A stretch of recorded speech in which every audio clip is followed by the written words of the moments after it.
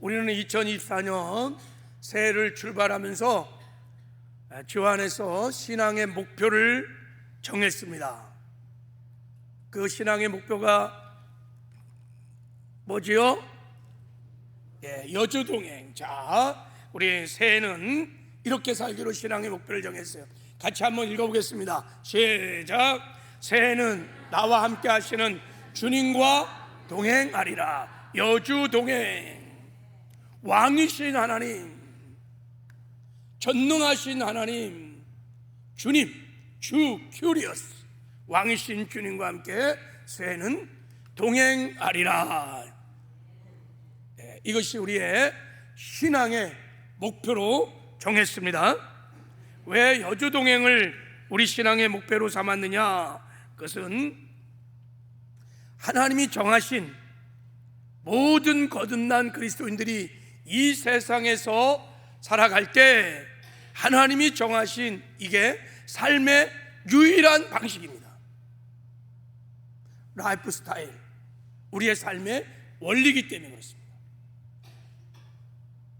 여러분, 우리가 예수를 믿을 때 왕이신 예수를 내 마음에 영접을 했습니다. 영접하는 자, 그 이름을 믿는 자들에게 하나님의 자녀가 되는 권세를 주셨느니라.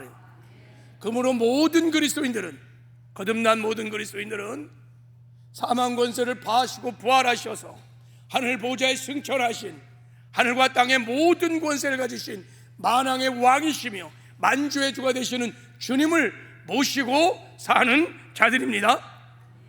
그래서 모든 그리스도인의 삶의 방식은 한 가지예요. 그 주님을 모시고 그 주님과 함께 사는 것입니다. 여주동행, 이것이 모든 그리스도인의 삶의 방식인 것입니다. 여러분, 예수님께서 우리를 구원하신 궁극적인 목적이 뭘까? 자, 설전 5장에서 이렇게 말합니다. 하나님이 우리를 세우심은 노하심에 이르게 하심이 아니요 오직 우리 주 예수 그리스도 말미암아 구원을 받게 하심이라 그랬습니다. 우리를 예수 그리스도 말미암아 구원을 받게 하셨습니다. 왜 구원을 받게 했느냐예요. 그 이유가 뭐냐? 자, 10절에 예수께서 우리를 위하여 죽으사 우리로 하여금 깨어있든지 자든지 자기와 함께 살게 하려 하셨느니라. 그래서 깨어있든지 자든지 우리 삶의 모든 시간 동안 주님과 함께 살게 하기 위해서 이 땅에서도 주님과 함께 살고 천국 가서도 영원히 주님과 함께 살기 위하여 우리에게 제사함도 주시고 영생도 주시고 우리를 구원하신 것입니다. 할렐루야. 그러므로 예수를 믿는 모든 사람들은 우리가 이 땅에 사는 동안에 늘 주님과 함께 여주동행을 해야 될 줄을 믿습니다. 그래서 우리가 새해를 출발하며 이것을 신앙의 목표로 정한 것입니다. 왜 하나님은 우리가 이 세상에 사는 동안에 주님과 꼭 왕이신 주님과 동행하기를 원하실까? 예수를 내 삶의 주인으로 모셔서 그 주님과 동행하시기를 원하실까? 그것은 우리가 주님과 동행하면 하나님 아버지께서 주 안에서 준비하신 놀랍고 아름다운 생애가 있어요. 주 안에서 하나님이 준비하신 그 복되고 아름다운 삶을 살게 하시려고 그렇게 정하신 것입니다. 할렐루야. 그래서 하나님께 영광이 되고 우리가 세상에 나가서 하나님의 영광을 나타내고 하나님의 의를 나타내고 하나님 나를 나타내므로 제사장적인 삶, 작은 예수의 삶을 살아가도록 그렇게 우리의 삶의 방식을 그렇게 정하신 것입니다. 할렐루야. 그러므로 여러분, 우리가 왕이신 주를 모시고 주님과 동행하는 삶을 살기 시작하면 하나님이 놀라운 축복을 주십니다. 제가 정리해 보니까 7가지 정리해 볼 수 있어요. 우리가 주님과 여주동행하면요, 자, 첫째, 두려움이 없는 평강의 샬롬의 삶을 삽니다. 하늘과 땅의 모든 권세를 가진 신이 나와 임마누엘 하시는데 내가 무엇을 두려워하겠어요? 그리고 사랑의 삶을 삽니다. 죄와 구별된 거룩한 삶을 삽니다. 이 말씀을 기행하는 의의 삶도 삽니다. 사명을 감당하는 충성된 삶도 살고 승리하는 삶도 살고, 그리고 무엇보다 구원을 이루어서 마침내 천국에 들어가는 영광을 얻게 됩니다. 여러분, 우리가 구원 과정이라 그랬어요. 우리가 영의 구원을 받은 다음에 반드시 예수를 닮아가는 성화의 구원을 이루어 그래야 천국 갈 수 있어요. 근데 주님과 동행하지 않고는 이 구원을 이룰 수 없어. 그래서 예수님께서 주의 성령으로 우리 안에 오셔서 이 구원을 이루어 마침내 우리를 천국으로 인도하기 위하여 우리와 임마누엘 함께 하시는 줄 믿습니다. 그러므로 반드시 우리는 이 땅에 살아가는 동안에 주님과 여주 동행하는 삶을 살아야 될 줄을 믿습니다. 그래서 여러분, 신앙생활은 그래서 99대 1이라는 거예요. 신앙생활은 99대 1이에요. 여러분, 나와 함께 하시는 주님의 99, 성도가 하는 일, 그 일이 뭐냐면 이 땅에 사는 동안에 주님과 동행하는 거예요.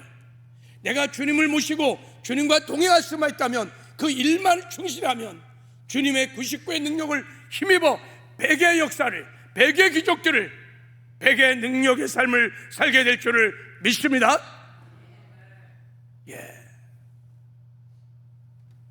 능력 주신 자 안에서 내가 모든 것을 할 수 있느니라. 주님과 동행하는 자는 이런 고백을 할 수 있습니다. 능력 주신 자 누구예요? 예수님. 내가 예수님 안에서 예수님과 동행하기 시작하면 그분의 능력으로 능치 못하심이 없다는 거예요. 거듭난 모든 그리스도인들은 그러므로 늘 우리의 관심이, 우리의 기도가 뭐냐면 어떻게 하면 주님과 내가 동행할 수 있을까? 어떻게 하면 우리가 친밀한 주님과 아름다운 동행을 할 수 있을까? 늘 여기에 관심을 가져야 될 줄을 믿습니다. 거듭난 그리스도는 우리 힘으로 사는 자들이 전부도 아닙니다. 하나님은 그렇게 우리를 구원시킨 것이 아닙니다. 내 안에 계신 주님의 능력으로, 그분의 은혜로 살아가도록 그렇게 우리를 디자인하시고 그렇게 우리를 구원시켜 주신 것입니다. 그러므로 여러분, 내가 주님과 동행하는 삶을 사는 것은 선택이 아니에요. 유일한 삶의 방식이에요. 우리의 라이프 스타일인 것입니다. 우리는 이렇게 날마다 여러분의 일상의 삶에서 주님과 동행하는 삶을 살려면 구체적으로 신앙의 원칙이 필요합니다. 이게 부단히 훈련돼야 할, 주님과 동행은 훈련돼야 합니다. 그래서 우리의 직장에서, 우리의 가정에서, 여러분의 삶의 자리에서 주님과 동행하기 위하여 우리는 신앙의 7가지 원칙을 세웠습니다. 자, 여러분, 우리 믿음 생활, 믿음 생활 표를 좀 한번 다 꺼내보세요. 자, 꺼내보세요. 다 꺼내보세요. 자, 열어요. 자, 여러분, 여주동행, 보세요. 여주동행은 7가지 신앙의 원칙이 있어. 주여. 아니, 좀 꺼내보세요. 이렇게. 근데 저쪽 동네는 왜 없을까? 안 받았어요? 안 가져왔어요? 우리 주님 올 때까지 이거 다 끼워놓고 여주동행을 한번 경건의 훈련을 좀 해보시기 바랍니다. 여러분, 신앙생활을 종교적으로, 형식적으로 하지 마세요. 정말 한번 내 안에 주님을 내가 영접해서 구원받았는데, 주님이 실제 내 안에 사시는데 여러분, 그분과 동행해야 되지 않겠습니까? 할렐루야. 기독교의 종교는 종교가 아니에요. 교리가 아닙니다. 실제예요. 생명의 종교예요. 주님이 실제로 우리 안에 오셔서 우리와 함께 사십니다. 그럼 우리는 부단히 이 땅에 사는 그분과 함께 살아야 될 줄 믿습니다. 자, 열어보세요. 제가 없는 분들은 우리 한번 읽어보겠어요. 자, 우리 여주동행을 위한 7가지 신앙의 원칙 같이 시작. 나는 죽고 예수로 살겠습니다. 날마다 기도와 말씀 생활을 실천하겠습니다. 예배자의 삶을 살겠습니다. 한 사람 이상 전도하겠습니다. 가르치는지 배우든지 하겠습니다. 가정에서 먼저 사랑하겠습니다. 직장과 사회에서 생활 선교사로 살겠습니다. 할렐루야. 오늘은 두 번째 신앙 원칙, 날마다 기도와 말씀 생활을 실천하겠습니다에 대해서 이제 말씀을 나눠보려고 그래요. 자, 지난주에 첫 번째 신앙의 원칙을 함께 나눴어요. 여러분 어떠세요? 지난주에 나는 죽고 예수로 사는 경건의 훈련을 계속하면서 주님과 동행을 했습니까? 할렐루야. 내가 정말 그냥 내 삶의 자리에서 나 죽고 예수로 사는 경건의 훈련을 하면서 주님과 내가 동행해 보려고 노력했다. 한번 손 들어봐요. 야, 할렐루야, 할렐루야. 예, 이건 감사해. 지난주에 말씀드렸죠. 죄인인 우리는, 피조물인 우리는 전능하신, 의로우신, 영광스러우신 그 주님과 절대 동행할 수 없습니다. 그것은 불가능해요. 그래서 주님과 동행하려면 반드시 먼저 내가 죽어야 합니다.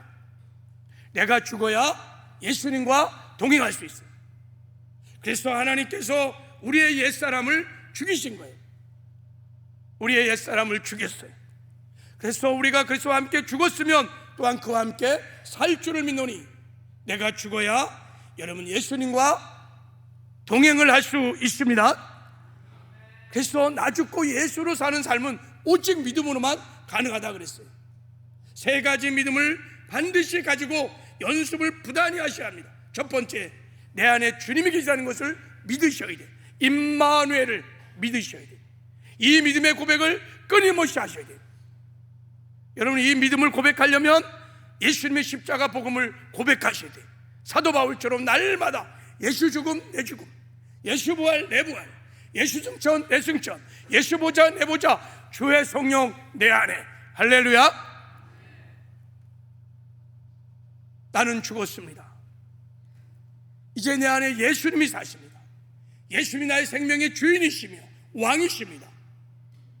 그리고 두 번째, 끊임없이 우리가 주님을 바라보는 거예요.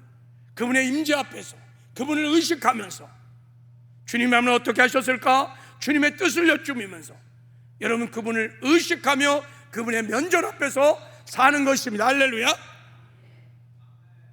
내가 여러분 그분의 임재를 인정해 드리셔야 돼요. 그리고 그분을 끊임없이 바라보는 것입니다. 그러면요, 주님이 주시는 말씀이 있어, 주님이 주시는 생각이 있어, 주님이 주시는 마음이 있어. 그래서 내 생각, 내 감정을 부인하고 주님이 주시는 마음을 따라 순종함으로 주님과 동행하는 삶을 살게 될 줄을 믿습니다. 내 생각, 내 감정을 버리고 하나님의 말씀을 선택해서 우리가 순종해 나가면 주님과 동행이 일어납니다. 여러분 이것을요 부단히 연습을 해야 돼요. 어디서? 여러분의 삶의 자리에서 부단히 연습을 계속하면 여러분 주님의 임재가 실제가 되고, 여러분 주님과 동행이 막연한 관념적이고 교리적인 것이 아니라 정말 실제가 되는 주님의 동행의 열매를 맛보게 될 줄을 믿습니다. 자, 오늘은 두 번째로 이제 두 번째 원칙을 좀 나누겠습니다. 날마다 기도와 말씀 생활을 실천하겠습니다. 왜 날마다 말씀 생활, 기도 생활을 실천해야 주님과 동행하는지를 오늘 좀 설명하고, 오늘 기도와 말씀 생활에 결단들이 있기를 주님의 이름으로 축복합니다. 자, 요한복음 15장에 보면, 좀 내려주세요. 15장에 보면 예수님이 나는 죽고 예수로 사는 삶을 포도나무 비유로 아주 쉽게 우리에게 설명을 하셨습니다. 여러분 주님과 동행하는 것이, 나 죽고 예수로 산다는 삶이 굉장히 설명하기 어려워요. 여러분, 야, 그런 일은 여러분 세상에서 상상하지 못한 일들이 벌어졌기 때문에 우리의 이성으로는 그게 이해가 안 됩니다. 전능하신 하나님이 내 안에 오셨다? 내가 그분과 함께 산다? 그건 여러분 우리 인간으로 이성으로 설명이 안 돼요. 그래서 예수님이 아주 쉽게 이해하기 쉽게 포도나무 비유를 통해서 말씀하셨어요. 이렇게 말씀하셨어요. 나 죽고 예수 사는 것은 포도나무 가지처럼 사는 거야 라고 써. 나는 포도나무요 너희는 가지라 이렇게 말했어요. 자, 여러분 포도나무와 가지는 생명의 연합을 이루어서 하나야, 하나. 우리도 여러분 거듭나는 순간 예수님과 생명의 연합을 이루어서 한 몸 하나가 되었습니다. 자, 포도나무 가지는 어떻게 사느냐? 일단 포도나무에 딱 접붙임을 받아요. 딱 붙어서 포도나무로부터 수분과 영양분을 딱 빨아들여요. 그래서 포도나무의 영양분, 포도나무의 생명을 가지고 사는 거예요. 그래서 자기가 원하는 열매를 맺는 것이 아니라 그 가지에 포도나무의 열매를 맺으며 사는 것입니다. 포도나무 가지는 열매를 맺는 방법이 너무 쉬워. 그냥 포도나무에 붙어서 포도나무 생명으로 충만하면 저절로 포도나무의 열매가 가지에 주렁주렁 맺히게 되어 있어요. 마찬가지로 우리도 예수님이 말씀하셨어요. 나는 포도나무고 너희는 가지야. 그러니까 포도나무 대신 주님께 딱 생명의 연합으로 딱 우리가 하나 된 다음에 예수의 생명을 공급받아서 예수의 생명으로 사는 것입니다. 그러면 나의 열매가 아니라 예수님의 열매를 우리의 삶에 맺혀지게 될 것입니다. 샬롬의 열매, 거룩의 열매, 의의 열매, 충성의 열매, 기쁨의 열매, 할렐루야, 성령의 9가지 열매를 주렁 맺으며 살게 될 것입니다. 자, 오늘 여기서 이 포도나무 비유를 통해서 주님과 동행하는데 중요한 진리 하나를 발견하게 됩니다. 가지가 항상 포도나무에 붙어서 포도나무 생명으로 충만해야, 가지가 포도나무 생명으로 강건해야 가지가 포도나무와 동행도 하며 포도나무 열매를 맺게 된다는 거예요. 가지가 중요한데 가지가 포도나무 생명으로 충만한 게 중요한 거예요. 그래야 포도나무의 열매를 맺을 수 있습니다. 그러면 주님이 말씀하신 이 포도나무 비유에서 가지는 무엇을 상징할까요? 포도나무는 예수님을 상징해요. 너희는 가지라 그럴 때 이 가지는 무엇을 상징할까요? 이것은 여러분 거듭난 우리의 속사람을 말하는 거예요. 자, 우리가 예수를 믿을 때 옛사람이 죽었어요. 그리고 예수님의 생명으로 거듭났어요. 그걸 새사람이라고 그래요. 새로운 피조물이라고 그래요. 그 피조물을 성경은 뭐라 그러냐면 속사람이다 이렇게 말해요. 자, 우리가 예수를 믿기 전에는 옛사람이야. 예수를 믿으면 거듭날 때 새사람이라고 그래요. 새사람. 자, 이 새사람을 성경은 둘로 나눠서 거듭난 우리의 육신, 이 몸을 겉사람이라 그러고 거듭난 영을 가진 새사람을 속사람이라고 그러는 거예요. 할렐루야. 속사람. 이게 포도나무의 가진 거예요. 그러니까 이 속사람이 강건하면 주님과 동행하는 삶을 살 수 있어요. 주님이 원하시는 열매를 주렁주렁 맺으며 살 수 있습니다. 그래서 오늘 본문에 보면 사도 바울이 기도가 나와요. 에베소 교회를 향한 기도가 나옵니다. 무엇을 기도했느냐? 가장 먼저 사도 바울이 무엇을 기도했느냐? 자, 우리 16절을 한번 보세요. 자, 이렇게 기도했습니다. 그의 영광의 풍성을 따라 그의 성령으로 말미암아 너희 속사람을 능력으로 강건하게 하시오며. 그래서 하나님, 에베소 성도들의 속사람을 강건하게 하여 주시옵소서. 기도할 것이 얼마나 많은데 가장 먼저 저들의 속사람을 강건하게 하여 주십시오. 거듭난 새 영, 새 피조물, 새 사람, 이 속사람을 강건하게 해달라는 거예요. 왜요? 왜 그럴까요? 자, 17절에 그 이유가 있어요. 믿음으로 말미암아 그리스도께서 너희 마음에 계시게 하옵시며, 속사람이 강건하여 예수를 마음에 모시고 예수와 함께 살게 하기 위해서, 할렐루야, 예수님과 동행하기 위해서 속사람의 강건함을 기도하는 거예요. 하나님, 성도들의 속사람을 강건케 하여 믿음으로 예수를 마음에 모시고 동행하게 하여 주시옵소서. 이게 사도 바울의 기도였어요. 여러분, 우리 속사람이 예수 생명으로 충만하면, 강건하면, 우리는 일상의 삶에서 죄악이 많은 이 광야 같은 세상을 살면서 우린 주님과 동행하는 삶을 살 수 있습니다. 속사람이 강건하면 강건할수록 더 친밀하게 주님과 동행하는 삶을 살 수 있습니다. 근데 반대로 만약에 속사람이 비실비실해, 속사람이 연약해, 그러면 주님과 동행이 안 돼요. 주를 모시고 있지만 그 주님과 동행이 안 돼요. 그리고 늘 죄의 종로 타고 세상의 종로 타고 마귀의 종로 타요. 승리가 없어요.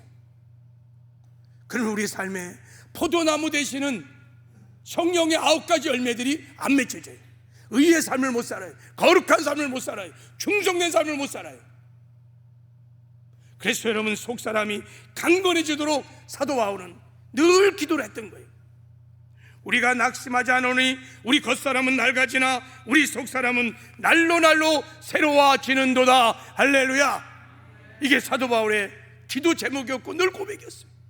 겉사람은 후패하나, 나이가 들면 우리 겉사람은 후패해집니다. 그러나 속사람은 날로 강건해지는 도다. 할렐루야.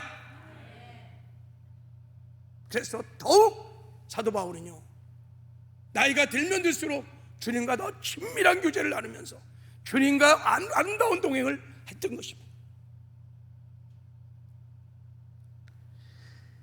여러분, 구원받은 이후에 너무 많은 사람들이 겉사람의 강건함을 위해서는 굉장히 노력을 많이 합니다.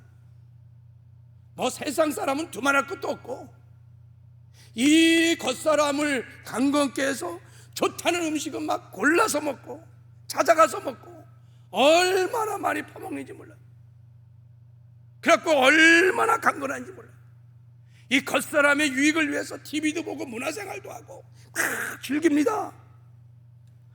그래서 겉사람이 막 튼튼한데 상대적으로 속사람은 다 비실비실하는 거예요. 속사람이 무엇을 먹어야 강건한지도 몰라, 구원받은 이후에. 그래갖고 빈들의 마른 풀같이 다 시들어서 생기가 없어. 빵꾸난 타이어처럼 바람이 쭉 빠져갖고 전진이 안 돼. 전진이 조금만 구덩텅에 빠지면 시험 들고 낙심하고. 왜 그런지 아세요? 속사람이 연약한, 속사람이 갓난아이야. 신앙생활을 그렇게 오래 했는데도 영적인 갓난아이야. 속사람이 제학구 성장해야 영적인 어린아이에서 여러분 청년으로 아비의 신앙으로 막 성장해야 되는데, 먹어야 성장을 하는데 겉사람을 위해서는 맨날 새끼를 꼬박꼬박 먹고 좋은 것은 다 먹는데 속사람을 위해서는 먹질 않는 거예요. 그러니까 여러분, 다 영적인 어떻게 보면 갓난아이들이 너무 많아요. 영적으로 보면 그렇다는 거예요. 그래서 주님과 동행이 안 돼요. 내 안에 주님이 사시는데도 그냥 찬밥처럼 취급해버리고 인정도 안 하고 손님 대접하고 그분의 주권을 인정하지 않고 그분을 바라보지도 못하고 내 멋대로 내 생각대로 분명히 거듭났는데도 불구하고 그냥 내 고집대로 내 생각대로 내 감정대로 사는 거예요. 눈에 보이는 처지와 형편 따라 그렇게 살아요. 주님 대신 주님의 말씀 거기에 순종하는 능력이 없어요. 힘이 없어요. 왜요? 속사람이 너무 약한 거야. 그러니까 신앙생활 따로 내 생활 따로 국밥이요. 정말 나의 인생의 주인 되신 주님을 내가 모셔서 구원받았는데 내가 그분의 음성을 듣고 그분의 뜻을 따라 순종하며 살아야 되는 것인데 그렇지 않다는 얘기예요. 왜요? 속사람이 연약하니까 주님과 동행이 아니라는 거예요. 여러분 속사람이 강건해지기를 주님의 이름으로 축복합니다. 정말 그러길 원하십니까? 그러면 속사람을 강건케 하는, 속사람이 성장하는 영의 양식이 예수님이 두 가지가 있다고 말씀을 했어요. 자, 예수님이 이렇게 말씀하셨어요. 자, 우리 요한복음 6장 63절 읽어보겠습니다. 시작. 살리는 것은 영이니 육은 무익하니라. 내가 너에게 이른 말은 영이요 생명이라 그랬어요. 살리는 것, 생명은 영이라. 저 영이 성령입니다. 홀리 스피릿, 성령. 그러니까 성령이 생명이요. 두 번째, 내가 너에게 이르는 말, 하나님의 말씀이, 레마의 말씀이 생명이요. 할렐루야. 그러므로 속사람의 양식은 두 가지야. 성령과 말씀이 우리의 속사람을 살리는 생명인 것을 믿으시기 바랍니다. 그러므로 성령 충만하고 말씀 충만하면 속사람이 강건해집니다. 속사람이 강건해지면 여러분 주님과 동행이 일어납니다. 포도나무 가지가 포도나무 생명으로 충만하면 저절로 포도나무 열매를 맺듯이 우리가 여러분 죄를 이기는 거룩한 삶을 살아요. 의의 삶을 삽니다. 충성된 삶을 삽니다. 두려움이 없는 샬롬의 삶을 삽니다. 할렐루야. 열매가 주렁주렁 맺혀서 사람들이 말해요. 야, 당신을 보니 예수를 보는 것 같습니다. 우리 장로님을 보니, 권사님을 보니, 집사님을 보니 예수님을 보는 것 같습니다.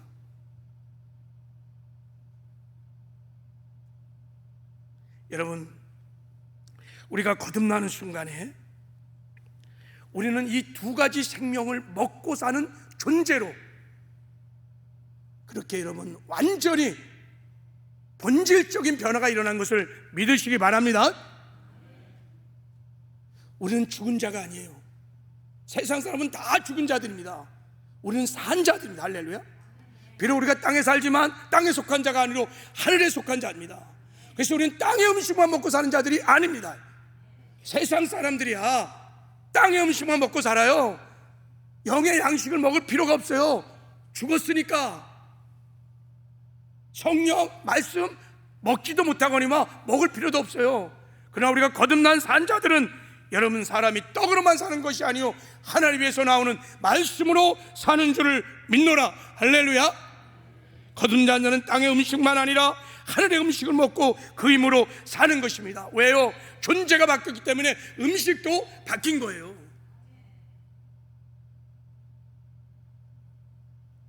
그래서 하나님께서 이스라엘 백성들이 출애굽을 하는 순간에 너희들이 먹어야 할 음식 두 가지를 주십니다. 그것은 우리가 거듭난 이후에 이제 우리가 먹어야 할 속사람의 양식을 보여주는 예표입니다. 하나님께서 이스라엘을 출애굽시킨 다음에 출애굽 16장에 보면 신강야로 딱 데리고 온 다음에 그때부터 하늘의 만나를 먹기 시작합니다. 하늘의 만나가 하나님의 말씀인 것을 믿으시기 바랍니다. 사람이 떡으로만 사는 것이 아니요 하나님의 입에서 나오는 모든 말씀으로 사느니라 하면서 만나를 먹이셨어요. 할렐루야. 광야를 지난 동안 이스라엘 백성이 만나를 먹지 않으면 다 죽어요. 주님과 동행이 안 돼요. 우리가 거듭난 순간에 하나님의 말씀을 먹지 않으면 죽어요. 주님과 동행이 안 돼요. 반드시 우리 하나님의 말씀을 먹어야 될 줄을 믿습니다. 성도들에게 말씀 충만은 선택이 아니에요. 여러분 밥 세 끼를 선택해서 먹습니까? 아, 나 오늘 밥 먹어야지, 나 밥 먹어야지 막 결단하고 먹어요? 그럼 병든 거예요. 병든 거. 하나님의 말씀은 거듭난 성도들에게는 선택이 아니에요. 날마다 하나님의 말씀을 먹어야 될 줄 믿습니다. 두 번째, 출애굽 7장에 보면 니비든 강야로 딱 하나님이 인도하신 다음에 그때 반석에서 생수를 터뜨려 갖고 생수를 먹기 시작합니다. 이 반석의 생수가 성령의 생수, 성령인 줄을 믿습니다. 광야에서 이 생수를 먹지 않으면 다 죽어요. 다른 음료가 없어. 오직 반석에 터지는 이 생수를 그들이 먹어야 광야를 통과하고 광야에서 주님과 동행하고 광야에서 살 수가 있고 반드시 약속의 땅 가나안에 들어갈 수 있었던 것입니다. 우리도 거듭난 순간에 성령의 생수를 마셔야 됩니다. 성령 충만은 선택이 아니에요. 그건 우리의 영혼의 양식인 것입니다. 만약에 거듭난 후에 우리가 성령의 생수를 먹지 않으면 속사람이 비실비실하다가 죽어요. 주님과 동행도 힘들어요. 그러므로 우리는 여러분 성령의 충만함을 구해야 될 줄을 믿습니다. 여러분 다윗이 이것을 깨달았어요. 어떻게 주님과 동행하는지, 어떻게 주님과 의의 길을 걸어갈 수 있는지를 다윗이 깨닫고 시편 23편을 씁니다. 우리가 성령 충만하고 말씀 충만하면 하나님이 정하신 의의 길을 주님과 동행할 수 있다는 그 영광스러운 삶을 살아낼 수 있다는 것을 다윗이 깨닫고요, 시편 23편에 이렇게 노래를 하고 있는 거예요. 자, 여호와는 나의 목자시니 내게 부족함이 없으리라. 하나님이 나의 목자라는 거예요. 목자들이 하나님이 첫째 나를 푸른 초장으로 인도한다는 거예요. 푸른 초장에 가서 양식을 먹인다는 거예요. 무슨 양식일까요? 하나님의 말씀. 쉴만한 물가로 인도하셔서 생수를 마신다는 거예요. 저 생수가 뭘까요? 성령의 생수를. 그래서 여러분 성령의 생수를 마시고 말씀의 떡을 먹으면 너의 영혼을 소생시키며 우리 속사람이 강건해지는 역사가 일어납니다. 영혼을 살아나요. 영혼이 살아나요. 영혼은요 아무리 밥을 퍼먹어도 살아나지 않아요. 아무리 문화생활을 하고 아무리 여러분이 그래도 영혼은요 푸른 초장에 가서 쉴만한 물가에서 성령의 생수와 말씀을 먹어야 소생됩니다. 살아납니다. 할렐루야. 속사람이 강건해지면 의의 길을 그때 비로소 주님과 함께 동행하기 시작하는 것입니다. 내가 지금 의의 길을 걷고 있지 않다면 우리의 영혼이 비실비실하기 때문에 승리의 길, 형통의 길, 의의 길, 거룩의 길, 천국 가는 생명의 길을 내가 걷고 있지 못하다면 죄의 길에 빠져서 그렇게 여러분 죽어가고 있다면 내 속사람이 강건하지 못한 거예요. 왜요? 성령 충만하지 않았어요. 말씀 충만하지 않았어요. 어떻게 말씀을 먹는지, 어떻게 성령의 생수를 마시는지를 모르는 거예요. 모를 뿐만 아니라 어쩌면 아는 분들도 구하지 않는 거예요. 그러면 누구도 의의 길을 걸을 수 없습니다. 여러분 우리가 광야 같은 세상을 사는 동안에 그래서 반드시 여주동행을 하려면 성령 충만, 말씀 충만을 해야 될 줄을 믿습니다. 그래서 여러분 우리가 여주동행을 위한 신앙의 원칙 7가지 중에 두 번째를 그래서 정한 것입니다. 어떻게 정했어요? 날마다 기도와 말씀 생활을 실천하겠습니다. 네. 기도는요 왜 기도를 실천하느냐? 성령의 생수는 기도함으로 마시는 거예요. 할렐루야. 성령은 기도할 때 마시는 거예요. 성령의 생수를 마시는 방법은 기도입니다. 기도를 통해서 성령의 생수를 마시는 거예요. 그래서 날마다 기도와 말씀 생활을 실천하는 거예요. 그래서 우리는 주님과 동행하려면 적어도 여러분의 일상의 삶에서 그래서 기도의 생활의 목표를, 말씀 생활의 목표를 정했어요. 내가. 첫 번째, 기도 생활의 목표는 적어도 1시간 이상씩 부르짖어 기도함으로 성령의 생수를 마시자. 할렐루야. 1시간 이상 부르짖어 기도함으로 성령의 생수를 마시자. 이것을 날마다 실천하겠습니다. 두 번째, 말씀 생활의 목표는 매일 적어도 3장, 주일 5장씩 성경을 읽고 묵상함으로 하나님의 말씀을 먹겠습니다. 여러분, 이 말씀이 내 영혼의 양식이 되려면 말씀을 먹어야 해주는 성경을, 말씀을 듣는다고, 성경을 읽는다고 이것이 영혼의 양식이 되는 것은 아니에요. 말씀이 영혼의 양식이 되도록 말씀을 먹어야 돼요. 할렐루야. 그러려면 어떻게 되냐? 묵상을 하셔야 돼요. 설교를 듣고도 묵상하고, 성경을 읽고도 묵상하고, 성경을 공부하고도 묵상을 해야 돼요. 저 묵상이 뭐라 그랬어요? 하가 뭐야? 하나님의 말씀을 주야로 소리내어 선포하고, 붙들고 기도하고, 암송하고 막 선포하는 거예요. 이걸 하가 묵상이라고 그래요. 그렇게 우리가 말씀을 묵상하면 하나님의 말씀이 지켜 행하게 된다는 거예요. 지키다 샤마르, 하나님의 말씀이 내 안에 심겨져 믿음이 되는 거예요. 그러니까 우리가 하나님의 말씀을 묵상하면 이 로고스의 말씀이 네마의 말씀이 된다는 거예요. 지금 선포되는 게르그 말씀이 우리 안에 네마의 말씀으로 성령께서 믿음으로 바꿔준다는 거예요. 이걸 먹었다 그래, 말씀을. 그러면 믿음이 되면 행하게 되어 있어요. 아싸, 순종하기 시작해요. 말씀에 순종할 때 우리는 말씀의 양식을 먹게 되는 줄 믿습니다. 근데 우리는 말씀을 어마어마하게 들었는데 그게 양식이 안 되는 이유는 머리는 얼마나 큰지 몰라요. 얼마나 말씀 많은지 몰라요. 근데 전혀 양식이 안 돼. 왜 그럴까요? 말씀을 묵상하고 그것이 믿음이 되어서 순종하지 않기 때문에. 여러분, 이 로고스의 말씀이 네마의 말씀이 될 때 그 말씀을 먹는 거예요. 말씀을 순종할 때 그 말씀을 먹는 것인 줄 믿습니다. 그래서 여러분들이 날마다 성경을 읽고 말씀을 묵상함으로 말씀을 먹는 은혜가 있기를 바랍니다. 자, 오늘은 이제 성령의 생수를 우리가 어떻게 마시는지에 대해서 조금 더 설명을 하겠습니다.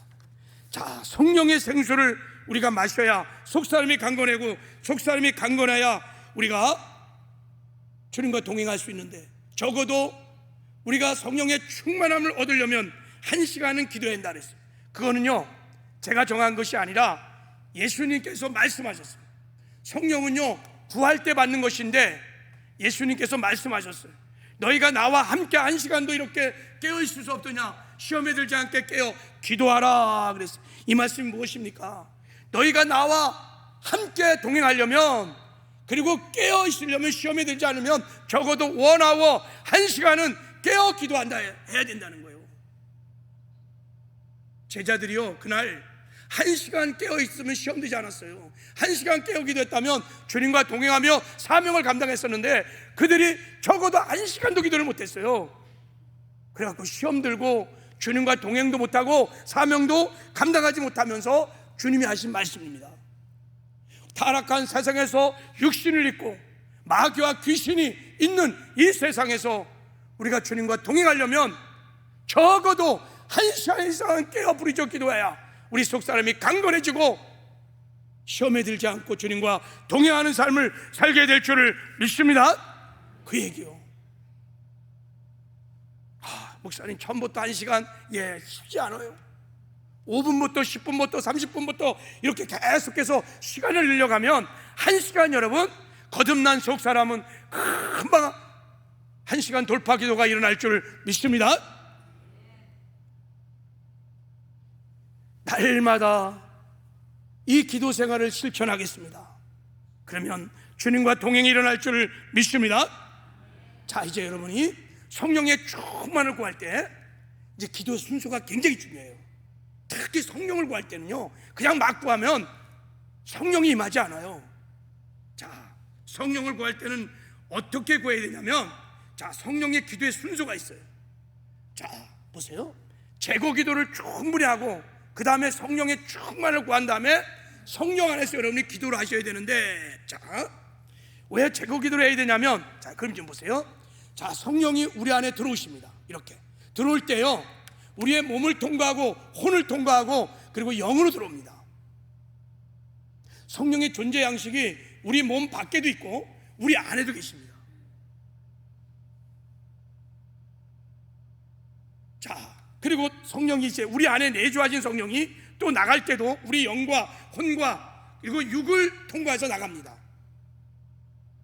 들어오시고 나가시고 들어오시고 우리가 성령에 사로잡히는 것을 성령 충만이라고 그러는 거예요.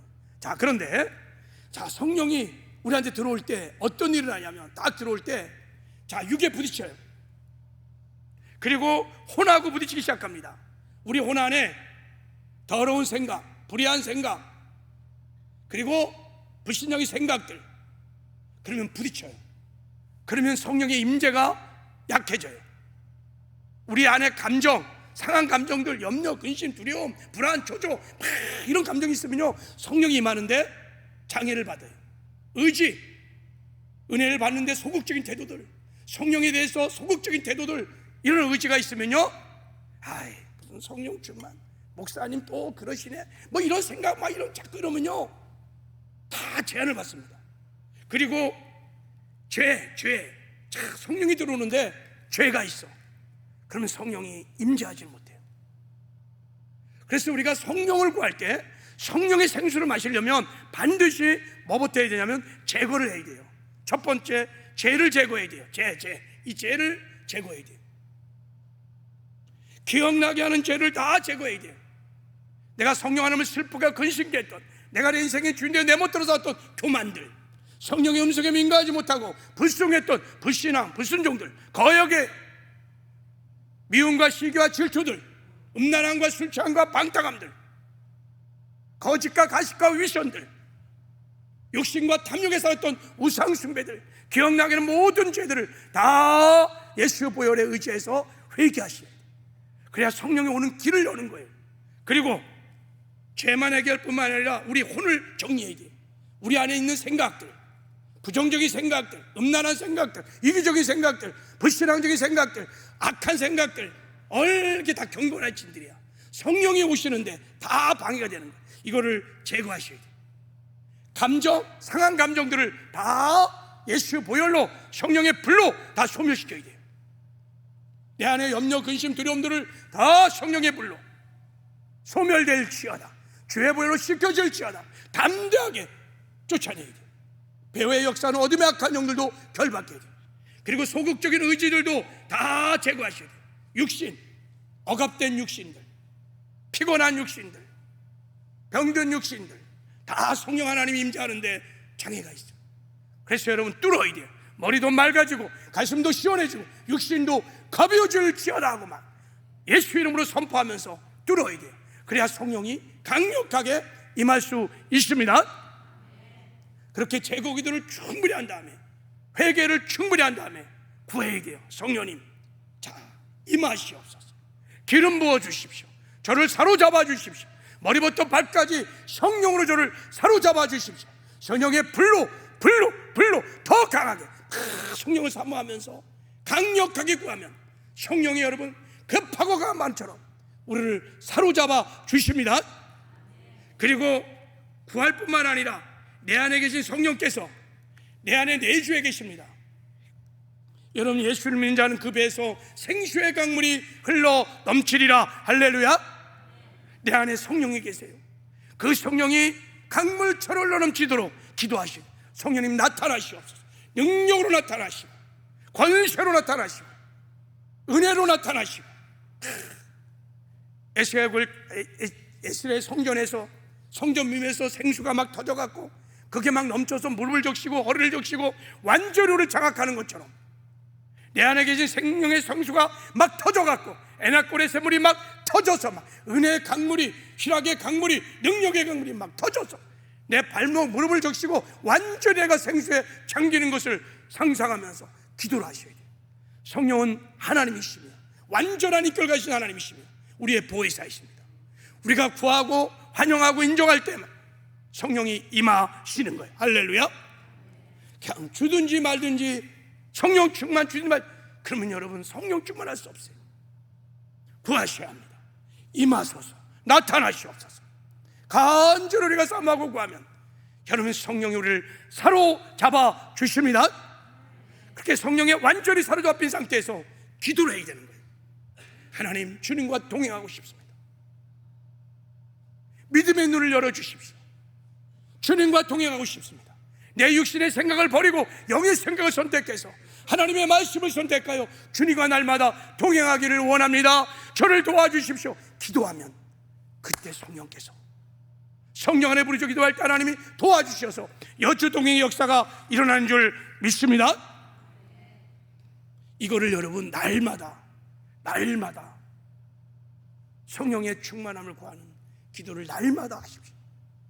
그러면 반드시 주님과 여러분이 동행하는 삶을 실제로 경험하게 될 것입니다. 내가 그리스도와 함께 십자가에 못 박혀 죽었나니 그런즉 이제 내가 산 것도 아니요 내 안에 그리스도가 사신다는 이 영광스러운 복음이 실제가 됩니다. 여러분 고백하게 될 겁니다. 복음 하나로 충분합니다. 어마어마한 복음이 여러분의 삶에 실제가 되는 순간에 여러분 놀라운 예수 그리스도 안에서 하나님이 준비하신 영광스러운 삶을 살게 될 줄을 믿습니다.